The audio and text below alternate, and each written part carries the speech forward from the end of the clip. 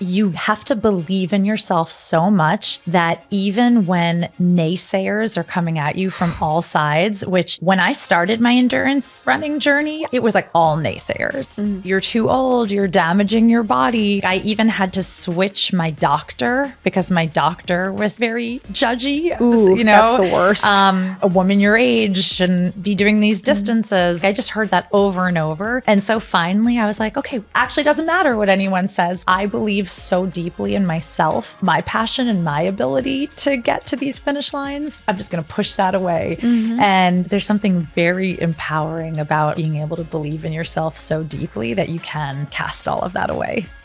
Welcome back to Toxic-Free with KB, where we are not just ditching toxic products, we're letting go of toxic mindsets, burnout, and pressure to be everything to everyone. If you've ever felt stuck in hustle mode, addicted to your to-do list, or like you're living for everyone but yourself, this episode is for you. Today, I'm talking to Randi Zuckerberg, yes, from the early days of Facebook. But what I love most about her is how she has walked away from that high pressure tech world to reclaim her life on her own terms. Since then, she's built her own company, performed on Broadway, written bestsellers, and even started running some of the hardest races in the world. In this conversation, we get into it all. What it was really like inside the pressure cooker of early Silicon Valley, how she rebuilt her life from a place of choice and clarity, and why running became a surprisingly but essential piece of her mental and physical detox. This is your permission slip to let go of the noise and live a life that doesn't ask you to sacrifice your health, your identity, and your joy. Let's get into it. Here's my conversation with Randi Zuckerberg. If you're enjoying the conversations we're having here on Toxic-Free with KB, please send in a 5-star rating and review wherever you listen to your podcasts, and follow us on YouTube and TikTok at Toxic-Free with KB. And don't forget, we're on Instagram at toxicfree.kb. Welcome back to Toxic-Free with KB. This one is so fun because I have my instant gal pal on the show, Randi Zuckerberg. I've been waiting to talk to you about something that's really been ingling inside of me, because I had a friend do this race as well. And when I found out and when I researched just how grueling and how hard it was, I kind of was like, how? How? So for anyone that doesn't know, Randi just completed, it's called the Cocodona race, 256.5 miles. It's an ultra marathon race. The estimated elevation gain of roughly 40,000 feet, is that correct? And elevation loss of 35,000 feet? Are you kidding me? Whoa.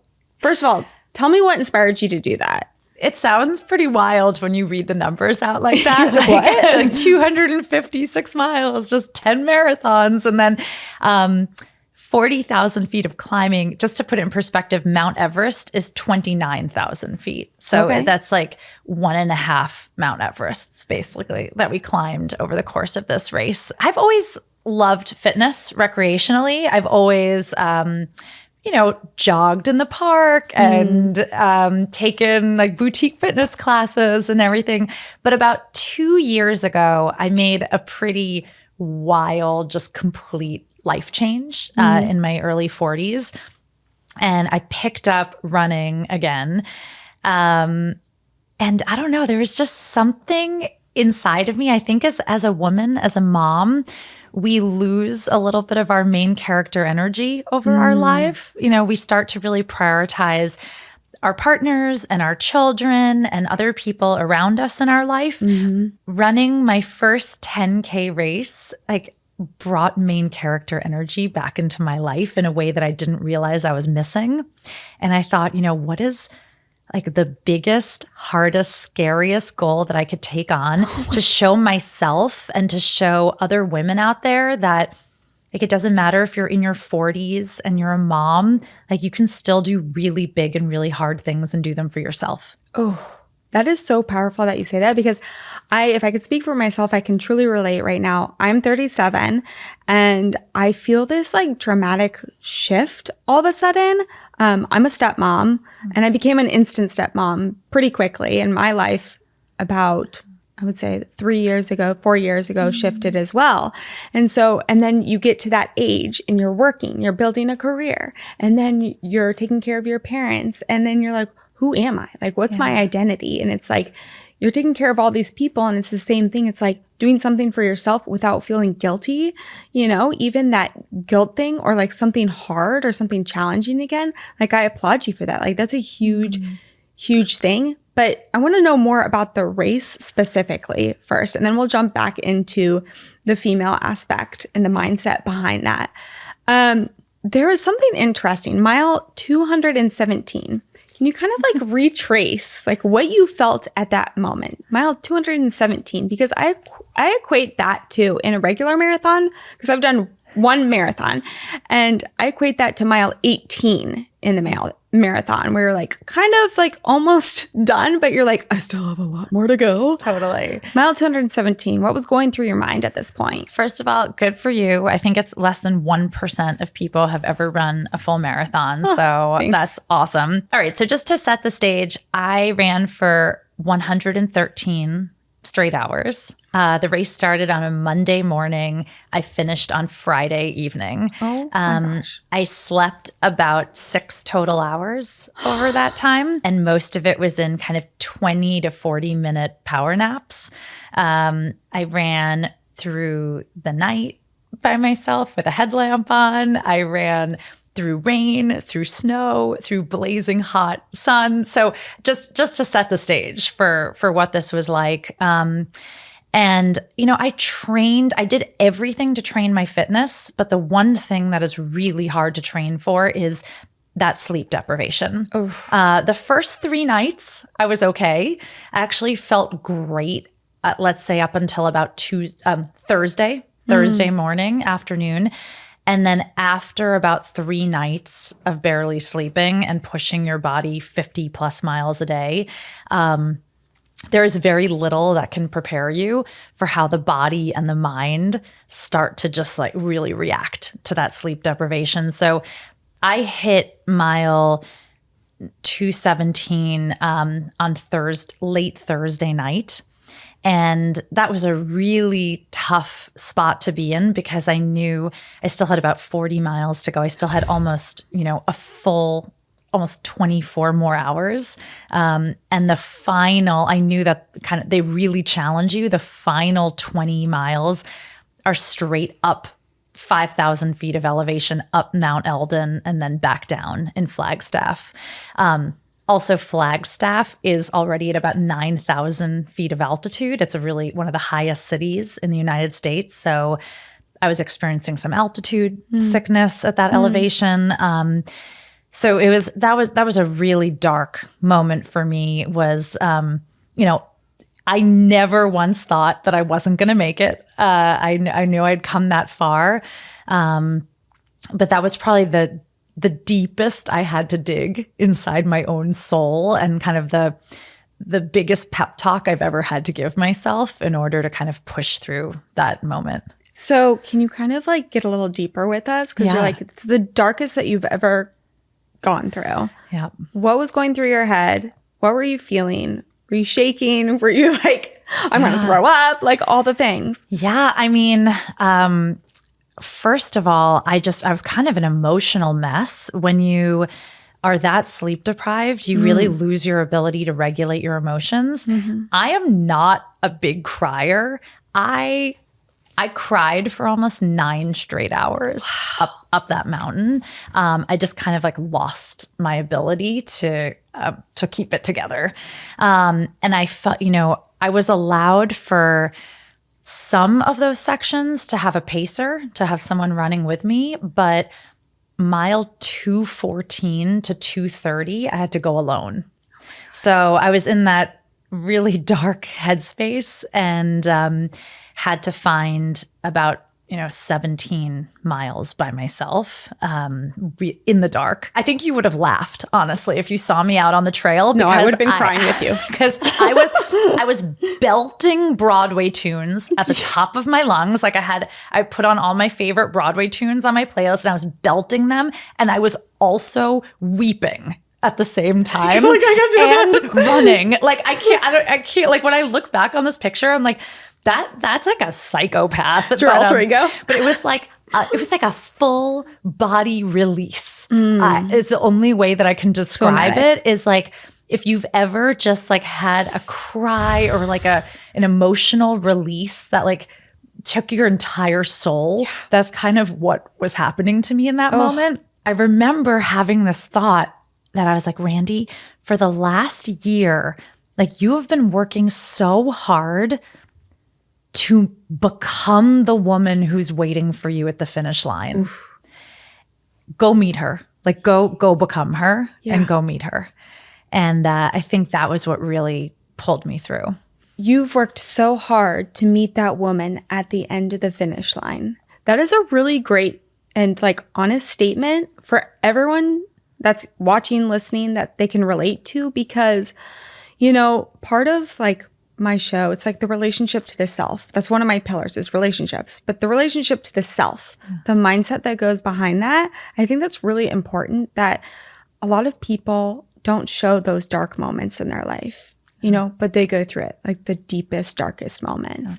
And so it's like, what do you do? How do you train yourself mentally to say like, all right, these are my tools in my toolbox. This is my why.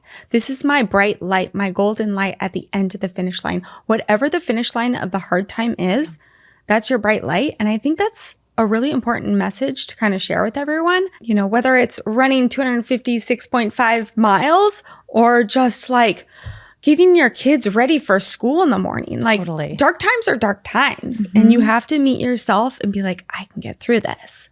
Yes. Digging deep, right? Digging really deep. I mean, there was a moment that I like sat on a log and wept. And I have to say, I've used that analogy with so many girlfriends, like even since then, who've been going through tough times in a relationship or tough times. And I'm like, listen, like you're on that log right now and it's okay. Like have a good cry. And then like you're going to get off that log, that like emotional log, and you are going to just put one step in front of the other and get to the finish line, like however you can. You know, you can't go through a 256-mile race and not be a different person at the end of it, and not, you know, I feel like carrying myself in the world now in a different way, being like, you know what, I conquered that. I survived that. Like there's very little now that the universe can throw at me that I wouldn't think that I have the resiliency to tackle. Beautiful. I love that. But the ultra running world, my husband was an endurance athlete in his former life before I ever had met him. So I hear all the stories about what he went through. I'm like, I can't believe you did that. You were here and there. But you know, you generally see it as like a male dominant thing. Yes. You know, but ultra running and running in general, I feel like it's a beautiful place where women can be seen as equal as men. Yes. They can be seen as successful as them. I find that interesting because you also came from a very, you know, high energy, male dominated tech world too. You still are in it. You know, so it's like that also gives the ability. I want to hear more about what you see from that side of the female equality in the running world. I love that question. I'm a huge data nerd, and when I started to kind of dabble in these longer distances, I started to listen and do a lot of research, and what I found is that the longer the distance, the later in life you peak at it. So that's why you see a lot of like Ironman champions are in their late 40s, even early 50s. You start to see like the long 100-mile plus ultra distances, like people are peaking really late in life. And then something happens at 100 miles where women are really on a level playing field with men. Because at 100-mile races and longer, it's less about your fitness and more about kind of your ability to suffer. And women are really good at suffering and tolerating pain and pushing through tough times. And so as soon as you get to that distance, like, and you look at the top 10 finishers in a race, it's not all men anymore. There's a lot of women that are finishing in the top and podiuming at these races.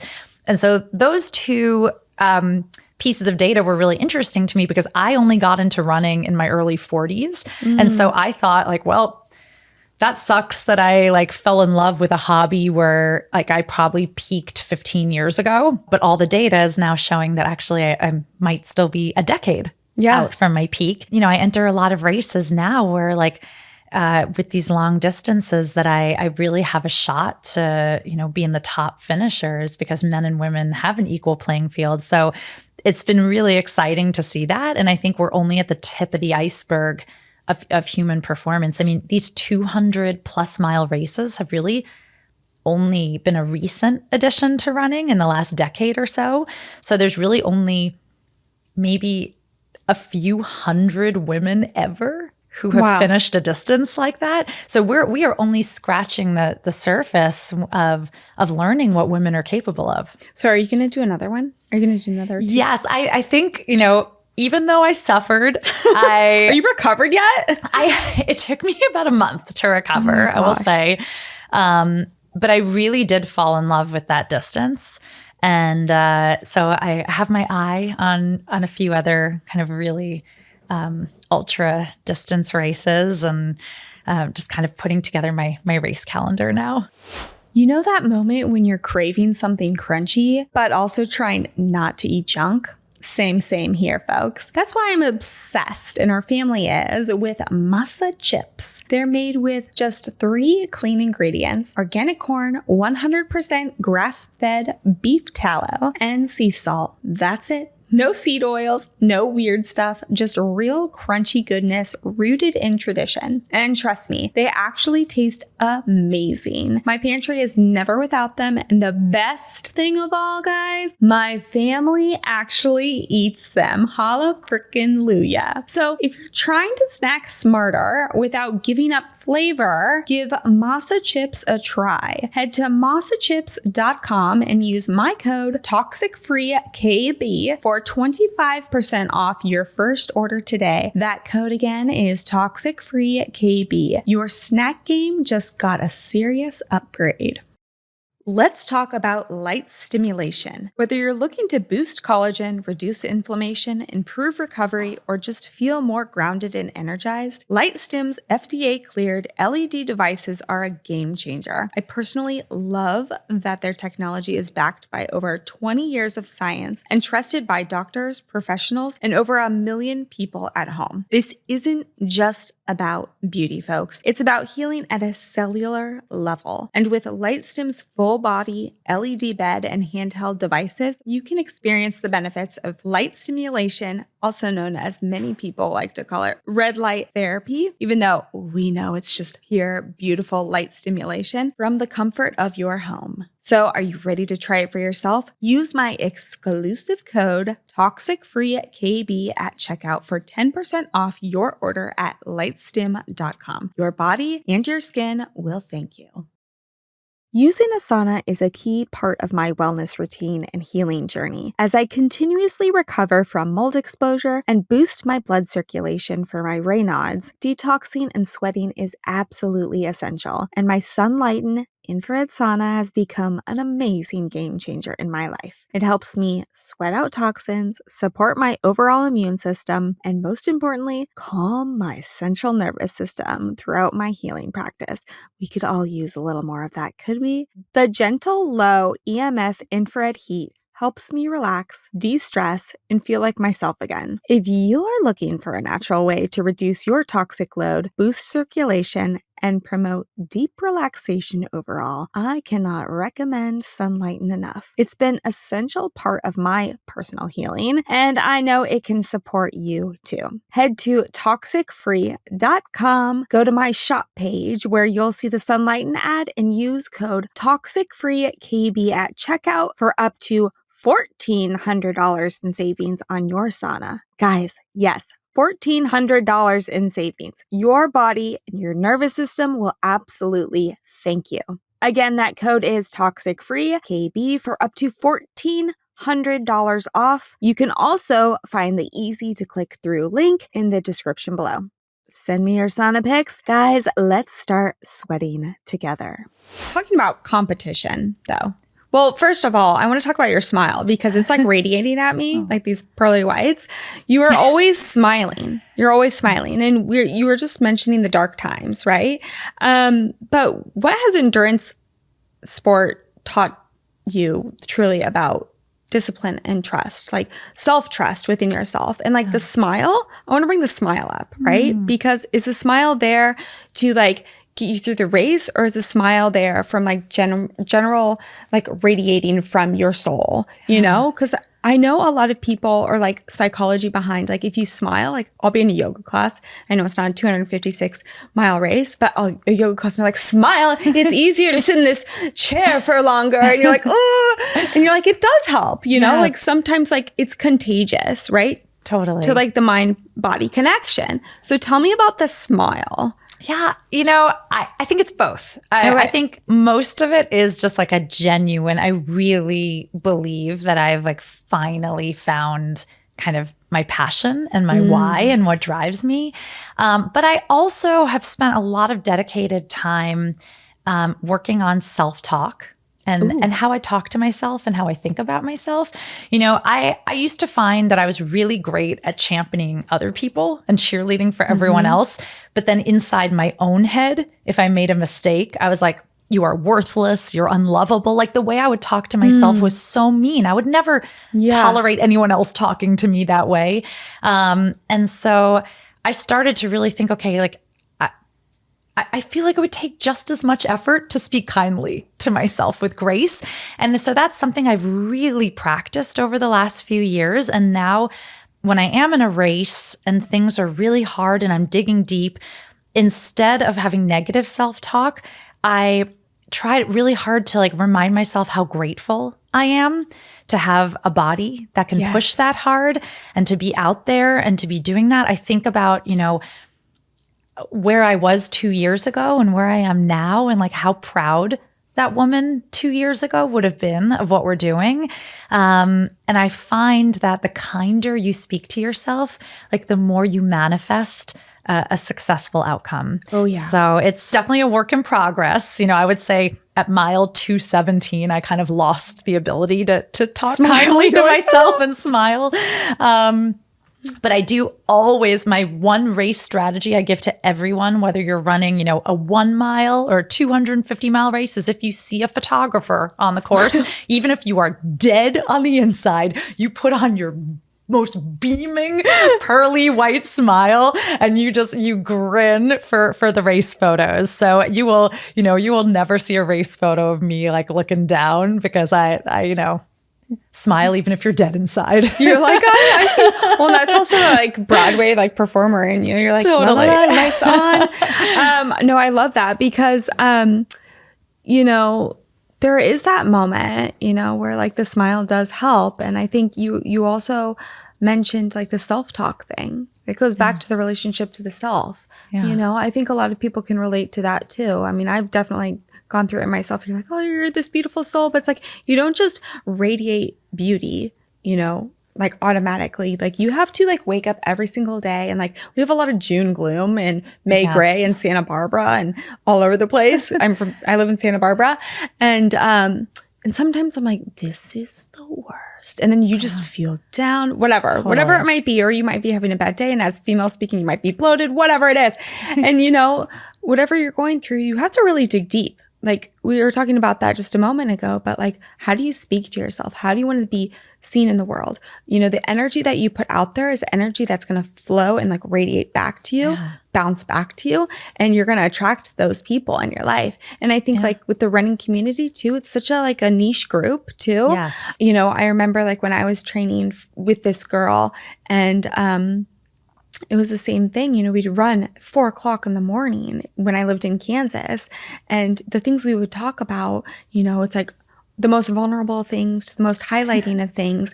And it's like, you kind of inspire each other, like, okay, dig deep. And like, you're doing this and you're amazing. And yes, we would compliment each other, but then you also had to like really absorb that and say like, yeah, I am amazing, and carry that with you. Yes. There are two things that I always say to myself when I get to mile 20 of a marathon. I just finished my 16th marathon, and I always now practicing two things to myself at mile 20, because mile 20 is real rough. Like you were saying, you've run so much, but you still have like another hour to run basically. And so the first thing I always say to myself is like, how sad that I only have 6 miles left. Like is the first thing that I say to myself, because I'm like, you've trained, this is your big moment, and you only have a few miles left. Like you better enjoy them. And then the second thing I always say to myself is like, Randi, you are a final 6-mile runner. Like this is where you shine. Yes. Even if that's not true.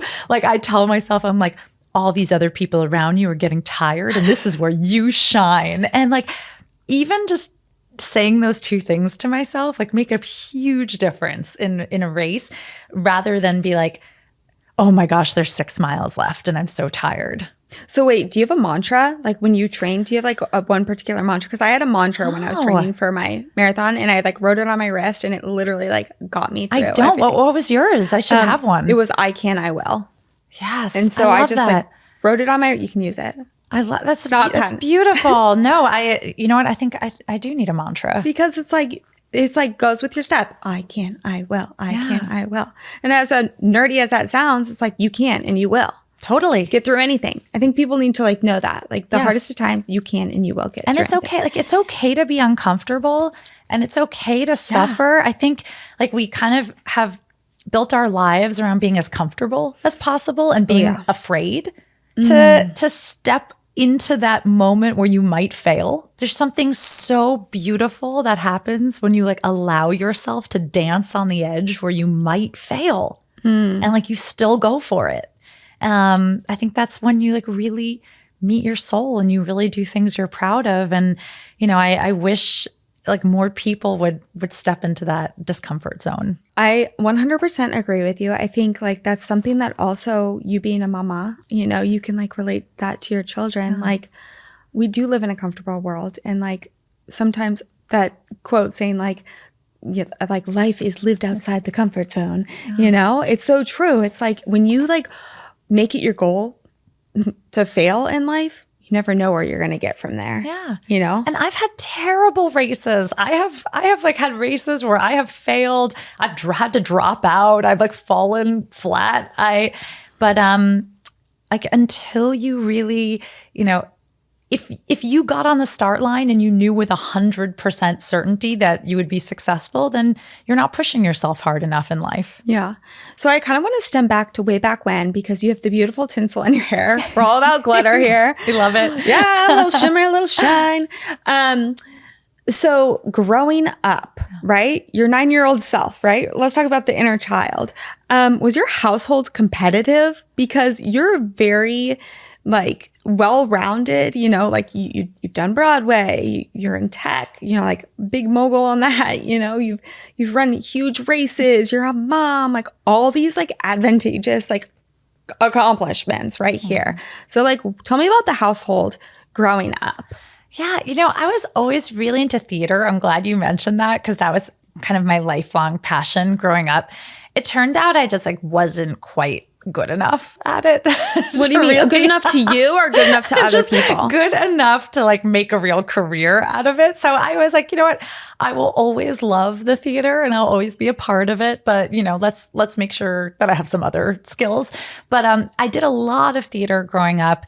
And I actually think that's what kind of taught me to handle failure and rejection really early, because if you're 9 years old and you're auditioning for things and are being told no, that you're not getting parts, but then you wake up and you realize the sun still shines, and like you actually really learn how to pick yourself back up and brush yourself off really early. So I'm a huge fan of children participating in either performing arts or sports because I think it's really important to learn that resiliency early in life.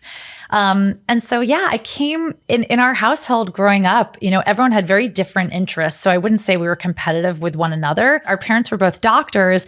And so I feel like they were always like really on the cutting edge of things. Like they were always like researching new things and trying new things and discussing as the industries were changing. And so there was always this atmosphere in our household of just like, try new things, take risks, like keep learning and growing. And I think, when you look at all my siblings, obviously everyone knows my brother and what he's built with Meta. But even when you look at my sisters, like I think everyone in our family really went on to, to do big things that required like a lot of resiliency. Yeah.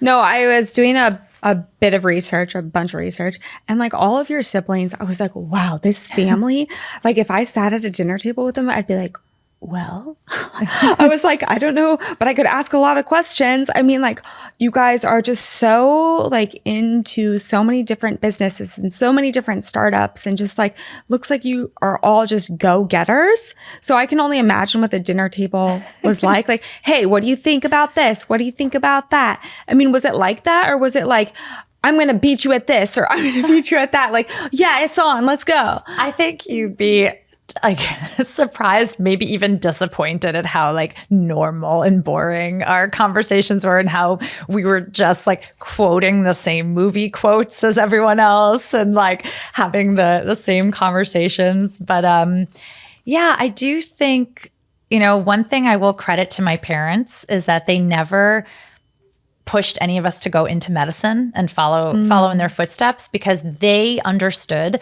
that the careers that we would all have didn't even exist yet.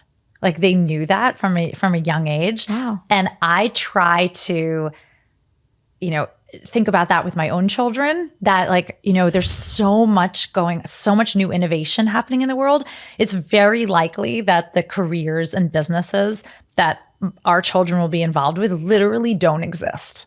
So like, how could we push them into anything or how could we encourage them? And so I think the best thing you could do as a parent is encourage kids to be passionate and curious and creative and open to those opportunities when they come. Are you ready to elevate your skincare game? Meet Delavi Sciences, a revolutionary skincare brand blending cutting-edge science with natural ingredients to create products that truly deliver. With proprietary formulas like their award-winning Ionia line, Delavi Sciences harnesses the power of space-age technology and advanced research to target fine lines, wrinkles, and skin damage. I absolutely love this line so incredibly much, y'all. I use it daily and have noticed that my fine lines that were starting to form have been dramatically reduced in appearance. Yes, naturally. This is definitely a hooray moment for me. I also love that their products are dermatologically and clinically tested, as well as a toxin-free. Perfect for anyone embracing a healthier and toxic-free lifestyle. Guys, I don't approve everything, but this I definitely approve. By listening to Toxic-Free with KB, you'll get exclusive access to, get this, 25% off all Delavi Science products by using code TOXIC-FREE because your skin deserves science, not shortcuts. Once again, visit delavisciences.com today and use code TOXIC-FREE for 25% off and experience the future of skin health. To hear more about this innovative skincare line, listen to my entire interview with one of the founders of Delavi Sciences, Dr. Kyle Landry. I think one of the hardest things to incorporate change into our lifestyles is probably our cleaning products, because a lot of people think just because that smell is coming out, that means it's clean. But truly, y'all, you've heard me talk about this time and time again, that smell could actually be a toxin. So something that I've actually incorporated in our household, and I actually send the kits to all of my friends and family members as gifts time and time again, is Branch Basics products. Guys, Branch Basics never set out to sell soap. They truly are on a mission to help people create healthy homes and experience the power of pure. I am totally on this game as well. And someone that has been highly sold is our house cleaner. She has helped toss the toxins with me, and she uses Branch Basics for all of our cleaning necessities at our house. And let me tell you, we don't always live in a clean space. We've got 3 kids, 2 dogs, I've got a husband, so we've got a lot of things to clean up. 3 of the things that have really popped into my shopping cart lately are their new formula laundry detergent. Their toxic-free candle, because baby girl loves a good bath time and sitting by the candles at night when she enjoys her good veggie bowls. And also their hand soap. But 2 of the staples that I live by in our household, and trust me when I tell you I can use this for everything, even on my pups, is their oxygen boost and their liquid gold concentrate. So guys, I'd like to help you get started on your cleaning by giving you 15% off all starter kits. And also, guys, this applies to their hand soap and their toxic-free candle.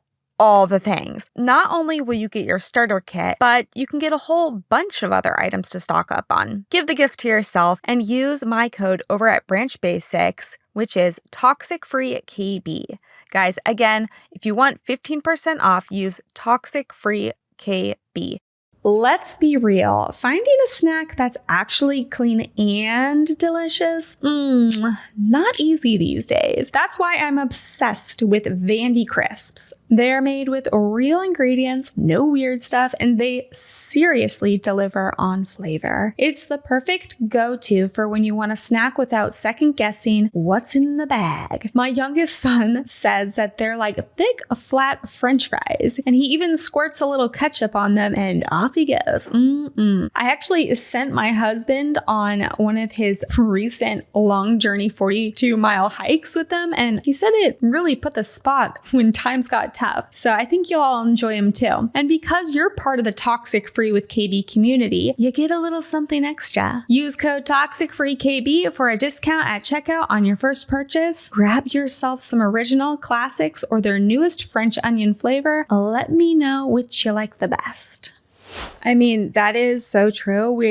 My husband and I have that discussion currently. It's like, well, they're not going to be like us and we're not like our parents, I'm definitely not my mom was a functional nutritionist. My dad was an architect, I'm definitely not in that same realm. But, and our kids too, it's like we're realizing they're not going to be going in the same trajectory as us. My husband's in business. He's a pilot, of course he wants them to do some of those things, but it's like, as long as they're like going after something that's passionate, like you always hear that age-old saying, if you're passionate about something, you're not working a day in your life, but it's true. Yes. Like you'll hustle. And hustle culture is a whole nother topic, but you'll work hard because you're happy to do it. Absolutely. A fun full circle moment. So when I was graduating college, I asked my mom if she would run a marathon with me. And she was like, oh, that would be fun, but I'm too old. She was younger then than I am now when she said that to me. And, it showed just how many limitations we put on ourselves and society puts on us. But she just told me that at, 65 years old, that she wants to train for a half marathon. Good for her. Now. And so it's been like kind of this beautiful full circle moment that's come around of just, challenging some of the norms and some of the things that we thought as we were growing up. Yeah, that goes back to that question about discipline and self-trust, the preconditioned patterns that are set upon us. Yeah. Whatever, lifestyle we grew up in too. It's like, how can you flip the switch, and create your own mantra for life? Yes. I think also sometimes you have to believe in yourself so much that even when naysayers are coming at you from all sides, which when I started my endurance running journey, it was like all naysayers from every side. you're too old, you're damaging your body, like, you shouldn't be running these distances. Like, I even had to switch my doctor because my doctor was like very judgy about, that's the worst. of like, a woman your age, like, shouldn't be doing these distances. Like, I just heard that over and over. And so finally I was like, okay, it actually doesn't matter what anyone says, because like I believe so deeply in myself and like my passion and my ability to get to these finish lines that like I'm just going to push that away. And, some of that I think takes a little growing up. I'm not sure I would have been able to do that in my 20s or my early 30s. But there's something very empowering about like being able to believe in yourself so deeply that you can cast all of that away. I think that's one of the best traits in life, is just really radically understanding yourself. And like, I like to say this all the time, but being unapologetically authentic. I think that's one of the best traits that you could have in yourself, because then you're living a life of truth. And when you understand yourself, when you understand your body, you really don't have to take biased opinion. I know it sounds, a lot of people are like, well, that sounds selfish, but it's true. Yes. Because you know who you are at the core. And when you live and dance to that own beat, that own drum, as we said before, all the energy that you want in your life will be in your life for a reason. You're absolutely right. I feel like in the last few years, I've attracted the best friends around me that I've ever had, the most supportive community, because you're right. Like when you truly put your authentic self out there and you're like, you know what, maybe I'm here alone right now, but I'm still showing up for myself. You really start to attract the other people that value that and who truly see you and want to be around you for who you are. Yeah. So let's tap back. Let's tap back to the early tech days, right? That kind of drove you into some more transitions into life. The early tech days, the hustle culture, the toxic work norms. We all know everyone's dealing with that. So you were at the epicenter of the tech boom, Facebook's early years. Can you talk about what the grind was like, truly? Because I was never in that world, and how it shaped your views on the hustle culture and the burnout phase. I mean, I will say when I was in it, it was so exciting. I mean, we all truly knew that we were having this like once in a lifetime moment to be just on the edge of an entire new way that people were communicating. And so that was exciting. But in the early 2000s, there was just in finance, in tech, and a lot of these fast moving spaces, there was just this like really intense hustle work culture where it was like all about being at the office as much as possible and showing FaceTime and this kind of like mantras of like sleep when you're dead and hustle harder and like a very kind of bro culture. And I'm happy now when I look at startups and I advise them that there's a lot more focus on wellness and mental health and keeping employees around. But in those early days, it was very common for employees to last at a company for 1 to 2 years because people would work so hard and then just burn themselves out. And it was like a constant revolving door of new people coming in. And that was just how things were done. And so I was at Facebook for like 7 years and then in Silicon Valley for almost 15 years. And that was like grandma. I was a grandma there to last that long. And the thought of like building your whole career at one company seemed so foreign with that hustle culture. I think in some ways, like I'm, until recently was like almost still recovering from it. Really? I think just like the toll that culture takes on your nervous system, on like your whole body and your mind is like, it takes a long time to kind of release yourself from that. So I feel so proud of what we built and what we accomplished and to be a part of it.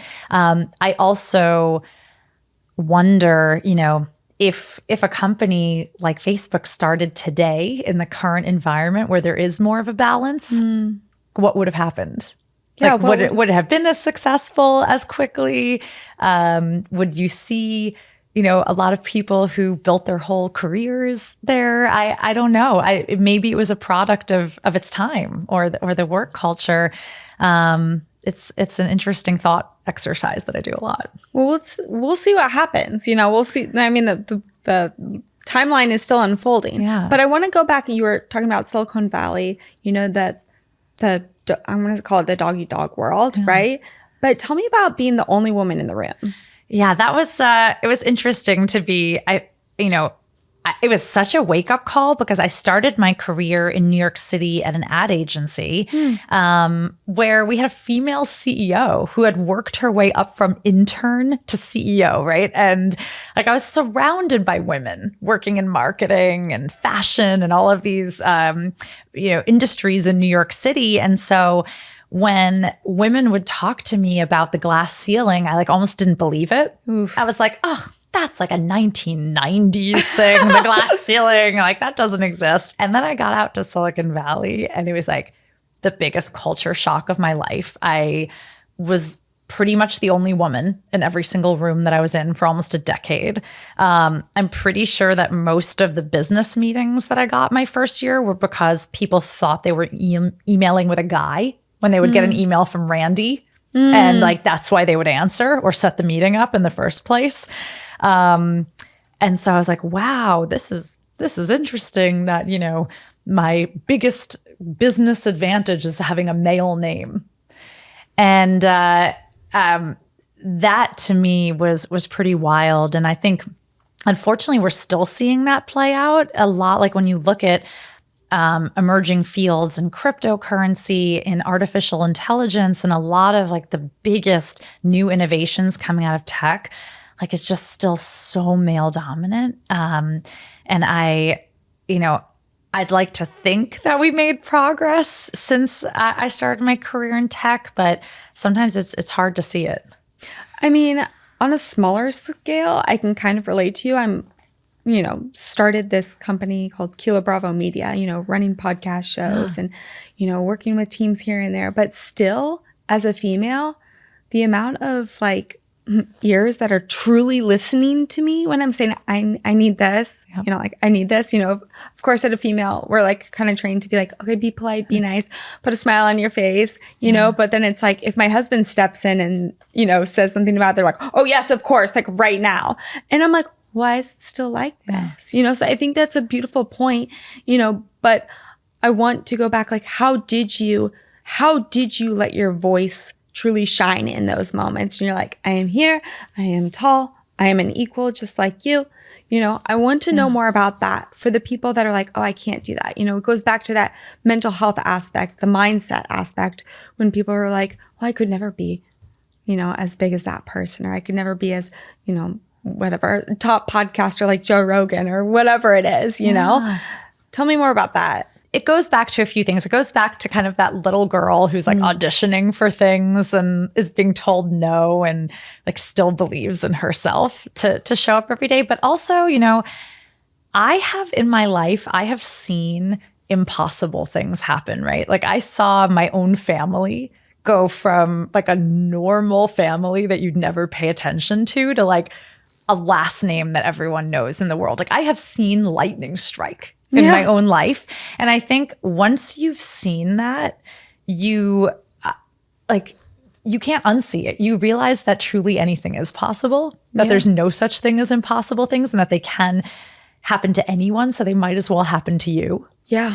And I think like once you've seen that and you think like that, you start behaving in a way that actually like manifests bigger things to happen. So I think,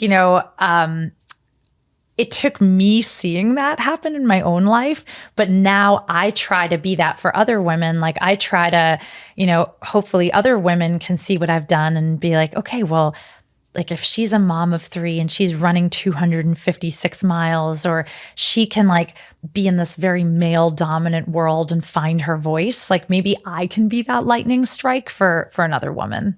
I had an interesting conversation. This kind of goes hand in hand with it, but just using the voice. And I had a conversation with my therapist about how, a lot of young women, a lot of young girls are raised or almost conditioned to be mute. Totally. right? Yeah. We are trained to be like perfect and buttoned up and yeah. And I think, I don't know, I think the people pleaser, the like, oh, the perfect, but I try to tell my husband even like, oh no, I'm perfectly imperfect. Like we all have flaws. Everyone has flaws, but unmute yourself. I think telling young females, and you've done that in a lot of ways, like with the books you've written and the like all the little, God, what was it called? Dot? Yes, Dot. I wrote a children's book called Dot because I found in my research that it's 9 years old that girls start to turn away from STEM fields, that they start to say things like, oh, I'm not good at math and science, or that's for boys and that's for girls, like, which is crazy. And so I was like, all right, I don't know anything about children's content, but I guess I gotta figure out how to write a book that can speak to 9-year-old girls and convince them that that's like not true. Is Dot you as a 9-year-old? I think it's like a little bit of me and a little bit of like who I wish I was. And, but yeah, I think we lose women in these fields way earlier than we think we do. So I want to talk about the wellness side of running and movement. Yes. Okay. So we talked about detoxing from toxic patterns, and sometimes our nervous systems, as you were talking about so brilliantly with the tech world, it was just rattled. It was just probably like flat on the ground. And you're just now kind of like building that back up in different ways. I mean, our systems are so overloaded these days, and we need movement to process and release. As you mentioned, you had a pretty extreme somatic release during that 217-mile portion. How did you begin listening to your body differently? And how did you kind of like, when you look towards running, how did that kind of change your mind shift? I love that so much. And so maybe to set the scene, let's go back about 3 years ago, because you would have been talking to a much different person 3 years ago. I really struggled with postpartum depression after I had my daughter. Emerging from COVID, I was just like so lonely and so sad. I know that's not a unique story. So many of us were. And so struggling with all of those things, like I hated my body. I just like really was not like, I wasn't happy and I wasn't at peace with myself. And I had a therapist that was like, you need a hobby, and preferably a hobby that involves moving your body a little bit. Like I don't care what that hobby is. Just like on your walk home today, just like think about it. Stop into a gym, do something. I don't know. You need a hobby. And so I, on my walk home, I walked past this gym called Orange Theory. Yes. And they were just opening. It was like the grand opening. And I literally like walked in and signed up for a membership. Like I knew nothing about it. And in Orange Theory, it's an hour workout where you spend half the time running and half the time lifting weights. Nice. And when I started, I could barely run a mile. But through that, I met these incredible women who became like, some of them now are still like my best friends. Like we're almost having like a sisterhood. And I developed the confidence that led to like, okay, well, maybe I could go to the park and run 3 miles, or like maybe I could sign up for a race and maybe I can do this. That day of walking into that gym and signing up and showing up for myself, like I think changed my entire life. Like I think you would not have recognized that sad, lonely woman who walked into that gym with like who you're talking to today.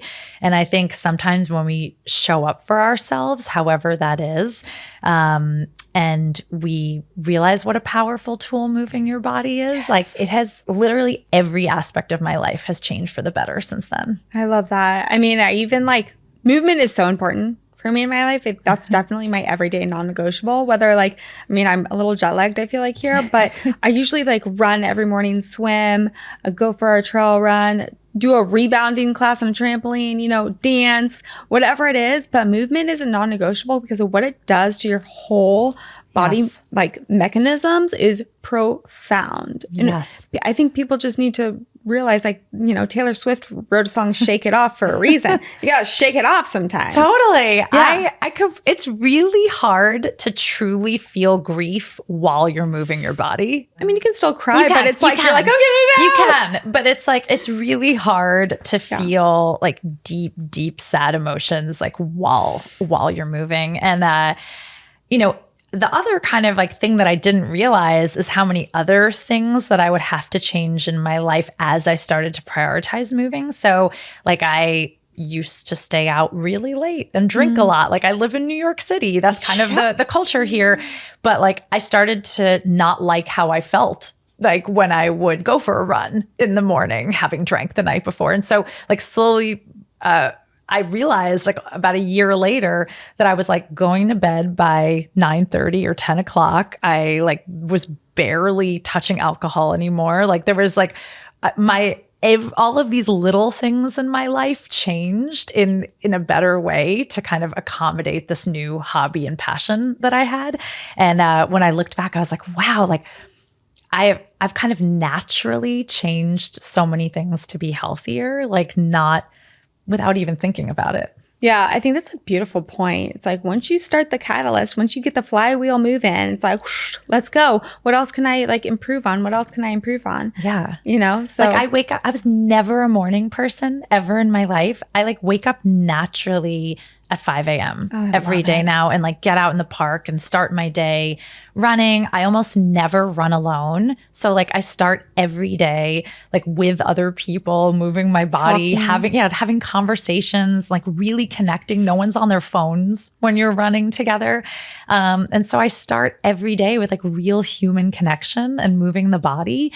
And like those two things alone are just like, I mean, I honestly can't remember like what it was like to not start my day that way. And I can't imagine, I'm like, how did I function like without doing that? Yeah. It's like an instant dose, an instant burst of caffeine in the morning. Yeah. That community is like irreplaceable. Totally. So it doesn't have to be running. It doesn't have to, but like I really, encourage other people to like find what that is for them that they love. I love that. So let's talk about balance, right? Yeah. Because there's so many things going on in your life. You're a master juggler, it seems like.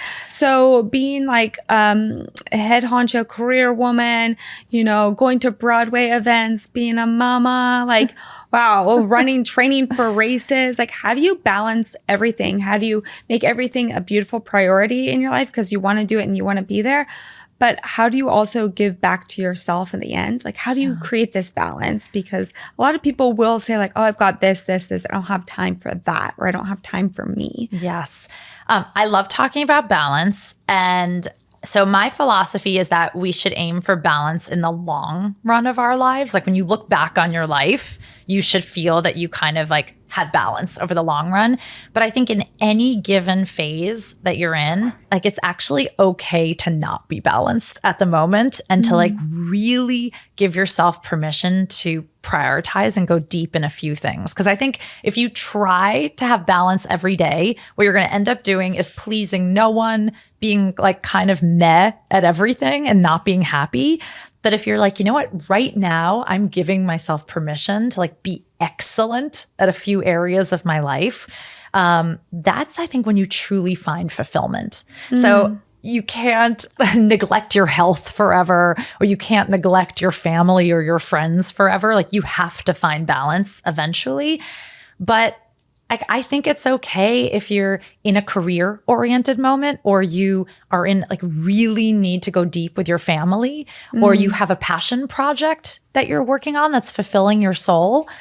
Like I think it's okay to really go deep and make that your priority and not have to feel like you have to accommodate everyone and be balanced. I think great point, because then you'll end up at the burnout phase, right? The jack of all trades, master of none, even I need to hear that right now, because sometimes I feel like the octopus woman where I'm like, okay, over here. What can I do for you? Oh, don't worry. I'll take care of it. I got it, and then it's like at the end of the day, I'm like, I'm really wiped out. Like I'm really tired. And it's like, what does that mean? What does that mean? And so, and it's like, what do I need to do to fill that cup up? is it over here? Is it like whatever, working on the Broadway thing or the Passion Project or, walking my dogs because I just want to walk my dogs. Like digging deep on that aspect is like a whole new level of like fulfillment in life. Totally. So, I mean, even in the few months leading up to the Cocodona race, like I just had to, that race took in kind of the peak few months 20 to 25 hours a week to train for.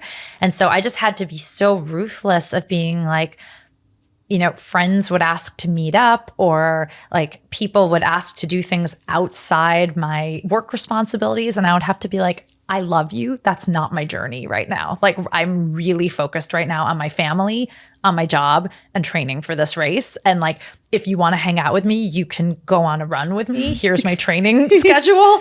And like, if that's not your journey, like let's touch base again in a few months. And like, it doesn't feel great to say that, but the more you practice saying that, like I actually think other people start to respect you more, knowing that like you have those boundaries and you're like really on your own journey with a lot of conviction. I was just going to say that boundary of respect. Whenever someone gives me a boundary, sometimes you're like, oh, but then you're like, oh, like totally good on you. And it kind of like inspires you. You're like, what can I do better with my boundaries? Yes. It's like my lifestyle. Like I go to bed, at 8:30 at night, and it's because I want to wake up and do my master's swimming, all the things. And if someone's like people kind of know me now, like I don't go out to dinners really, because I just like, I have my nighttime routine.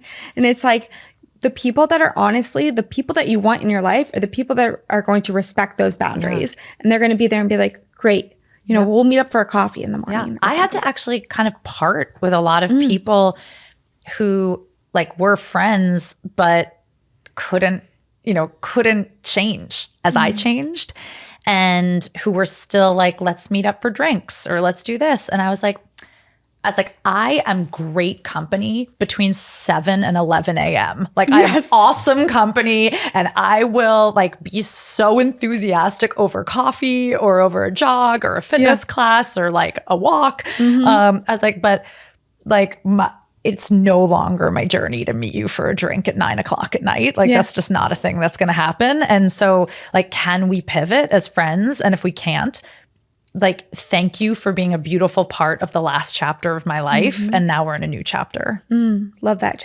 chapter aspect. That is so wonderfully said. I want to talk about digital boundaries, kind of moving on to the digital boundaries, real life presence. You were saying how running, you're talking to people. No one's on their phones. No one's just sitting there in the room, but texting or scrolling or what have you. There's something so ironic and beautiful about such a tech pioneer falling in love with something offline. Although I think it makes a lot of sense because what I'm starting to see, so there's an explosion right now in like people signing up for marathons and things like high rocks and fitness tournaments in live concerts. Like I think the more time we spend in front of screens, the more we are like starting to also value like real human experiences that you can't get from a screen. And like this year, I think 1 million people put their name in the lottery for the New York City Marathon. I don't think there's 1 million people tried to get into the New York City Marathon.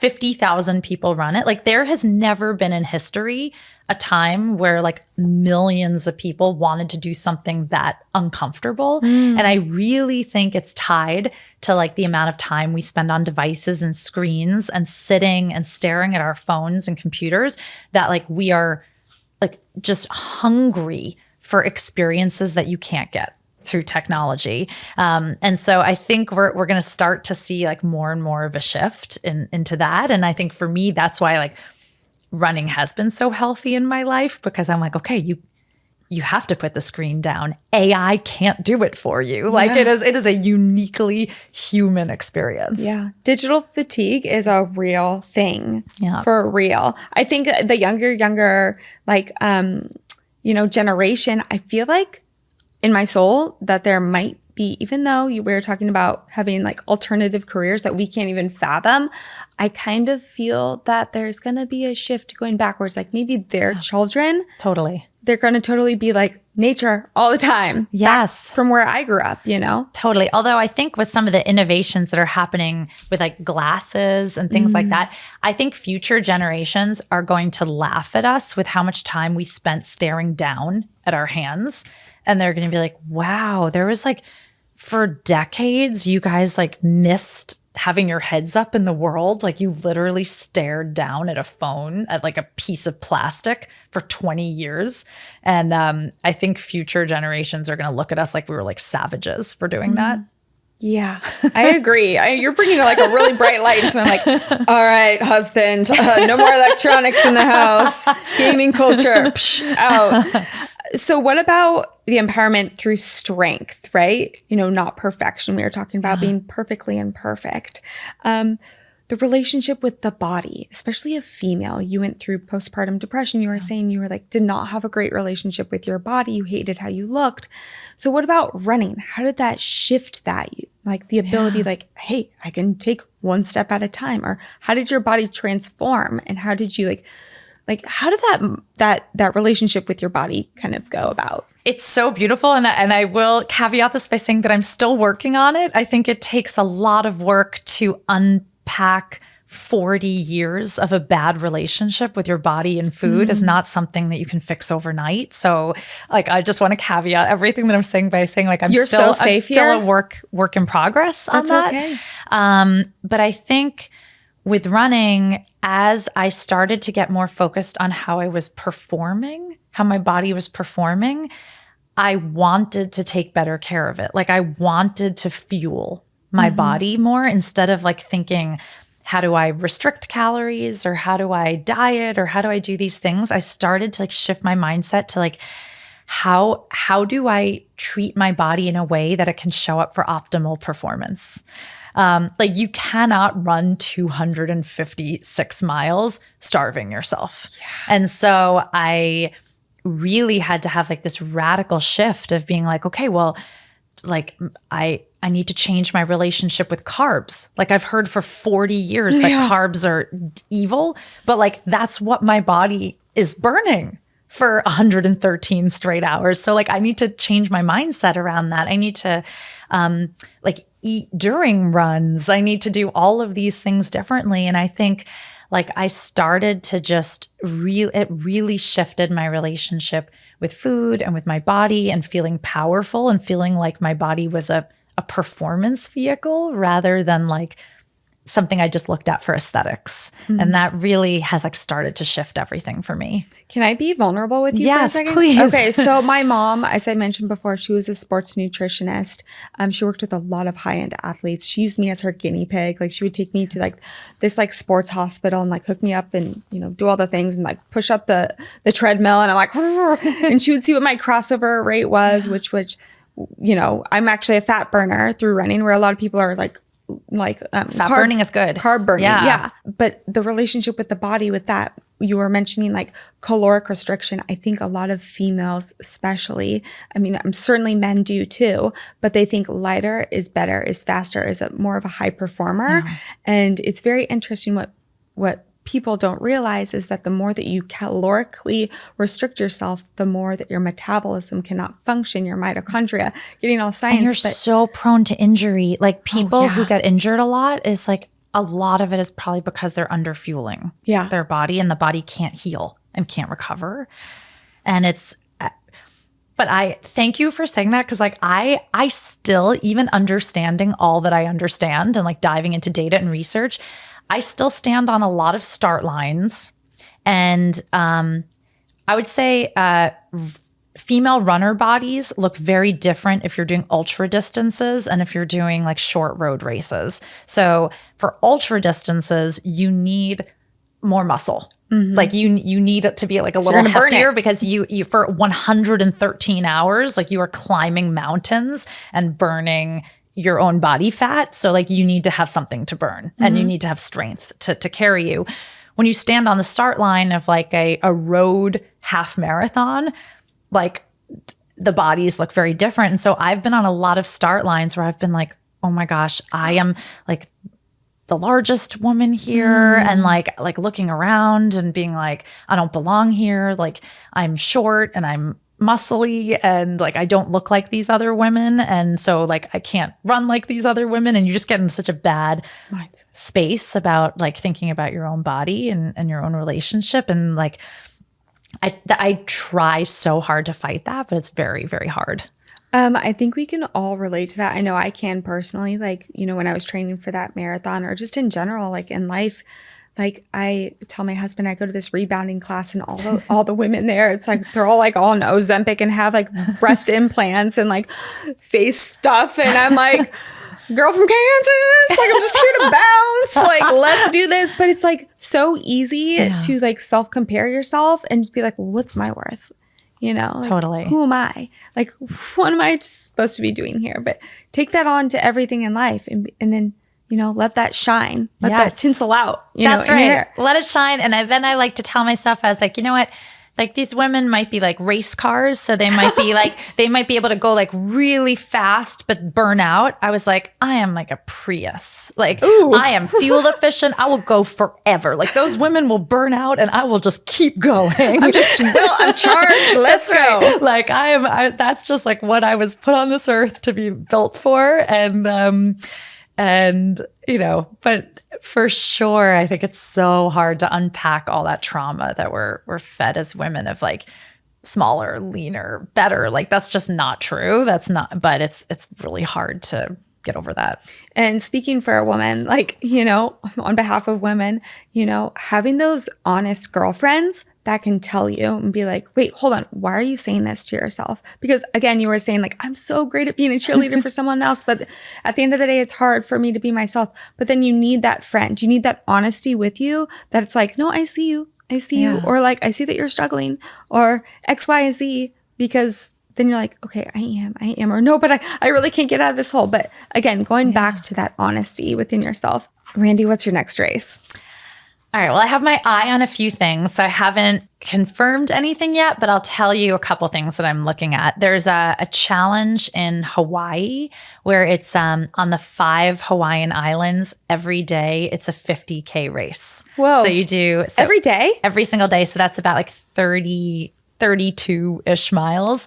And then you just like hop to a different Hawaiian island and do that 5 back-to-back days. So it's like 160 miles over 5 days. So I have my eye on that in the fall. I also have my eye on a race called Badwater. I've heard that. It is in Death Valley, really hot, hot, 135 miles in like the hottest place on earth. And so that's really, you know, you're battling both the distance and the weather. And you need to do, you know, really dedicated heat training to get ready for that. So I don't know why, like what's inside of me that like sees a suffer fest like that and is like, oh, like we maybe in different podcasts we can unpack the mental health issues that are going on. But those two challenges are really calling to me right now. Oh my gosh. Okay, well, you're going to do them because they're already in your mindset. And from what I'm seeing right now of how you work and how you tick, what you see, you get. Aw, okay, so do it and then, you know, text me and I'll be like, I will. I will. What is your everyday non-negotiable? My everyday non-negotiable is getting up early and going for a run in Central Park. Like Beautiful. I will always do that. What's the rain, shine, anything. Is there one particular like song that you kind of like, all right, every day, let's go. This is my get up song. Yeah. So right now it's Unstoppable by Sia. Ooh, I feel like when that comes on, I feel like I could like run through a wall. Oh, I love that. I'm a pusher with no bricks. Yes. Let's do it. And then what is one easy toxic-free habit we can all start practicing today? I think going back to what you and I were talking about with self-talk, I think just remember it takes exactly the same amount of energy to speak to yourself with grace and with kindness and to like encourage yourself and be proud and as it does to speak negatively to yourself. And I think that's something that's like totally free, really quick, and really easy to start putting into practice today, but like has probably bigger benefits than almost anything else that you can do. Love it. You're welcome back on this show anytime you want. Call me, beat me, like I will be here. Let's do it. Where can all of our listeners and people out there in the world, the cosmosphere, where can everyone find and follow you? Connect. Aw, thanks. Well, I'm very findable on social media. I'm at Randi Zuckerberg across almost any social. If you want to follow how I'm running, I'm on Strava and I post all my runs there so you can see how I'm training. And then I also have a talk show on SiriusXM that I do that's kind of a business tech talk show called Randi Zuckerberg Means Business on SiriusXM's Business Radio. Love it. Definitely subscribing right now. Thanks. All right. See you next time. All right, folks, now it's time for Hot Habits. My favorite part of the show. Getting quiet is my hot habit today. I know, kind of a rare one, but I think we all need a little more silence in our life. So what I've been doing recently is driving in silence, no noise, windows up or windows down to hear the natural symphony of the road around me, counting my breaths to my heartbeat. Have you ever done that? What does that do to your central nervous system? Or actively listening to others without thinking about what I would say next. Try that one on for size, guys. Get quiet a little bit here and there. And now moving on to my trendy trends. The trendy trend I have today is human design. Okay. I know, might sound a little bit woo-woo, but if you haven't heard of human design, definitely figure out what you are. It's basically the spiritual technique that combines aspects of astrology, the Kabbalah, Myers-Briggs, the I Ching, and even quantum physics to help people figure out their true purposes in life. I'm a projector, so if that doesn't mean anything to you, go look it up. Guys, you will be blown away. It's so fun, I promise. All right, y'all, thanks so much for tuning in. As always, I appreciate y'all so much. And remember, you're doing your best and your best is great. See you next time. Thanks for watching Toxic Free with KB. Please subscribe to the show, comment below, and check us out on Instagram at toxicfree.kb and TikTok at toxicfreewithkb. See you next time. This is a Kilo Bravo Media production brought to you by Rainbow Creative.